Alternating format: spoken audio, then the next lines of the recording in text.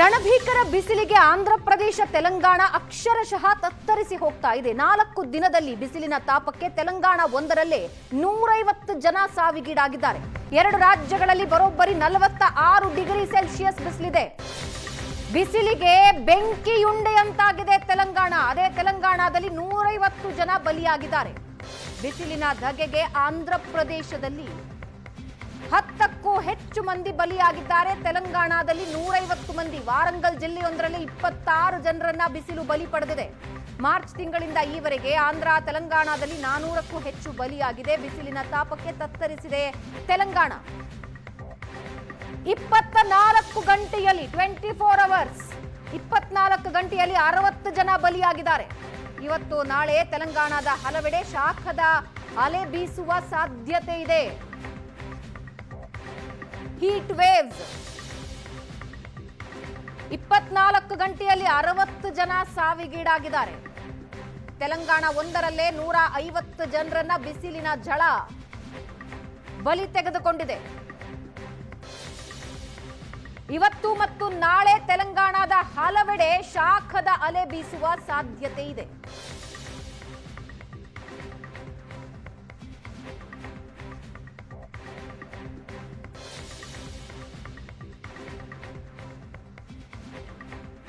ಎರಡು ರಾಜ್ಯಗಳಲ್ಲಿ ಬರೋಬ್ಬರಿ 46 ಡಿಗ್ರಿ ಸೆಲ್ಸಿಯಸ್ ಬಿಸಿಲಿದೆ.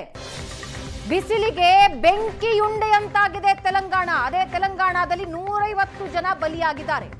ಬಿಸಿಲಿನ ಧಗೆಗೆ ಆಂಧ್ರ ಪ್ರದೇಶದಲ್ಲಿ 10ಕ್ಕೂ ಹೆಚ್ಚು ಮಂದಿ ಬಲಿಯಾಗಿದ್ದಾರೆ. ತೆಲಂಗಾಣದಲ್ಲಿ 150 ಮಂದಿ. ವಾರಂಗಲ್ ಜಿಲ್ಲೆಯೊಂದರಲ್ಲಿ 26 ಜನರನ್ನ ಬಿಸಿಲು ಬಲಿ ಪಡೆದಿದೆ.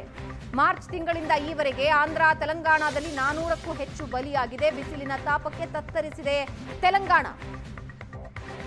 24 ಗಂಟೆಯಲ್ಲಿ 24 ಅವರ್ಸ್ 24 ಗಂಟೆಯಲ್ಲಿ 60 ಜನ ಬಲಿಯಾಗಿದ್ದಾರೆ.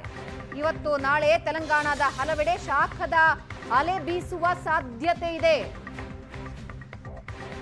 ಹೀಟ್ ವೇವ್ಸ್ 24 ಗಂಟೆಯಲ್ಲಿ 60 ಜನ ಸಾವಿಗೀಡಾಗಿದ್ದಾರೆ.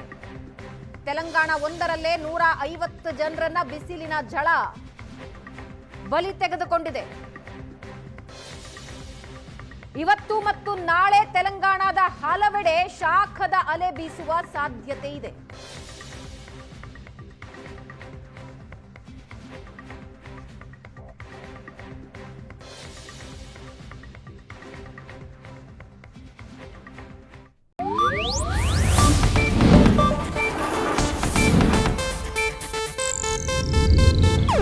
ಇದು ಏಷ್ಯಾನೆಟ್ ನ್ಯೂಸ್ ನೆಟ್ವರ್ಕ್ ಪ್ರಸ್ತುತಿ.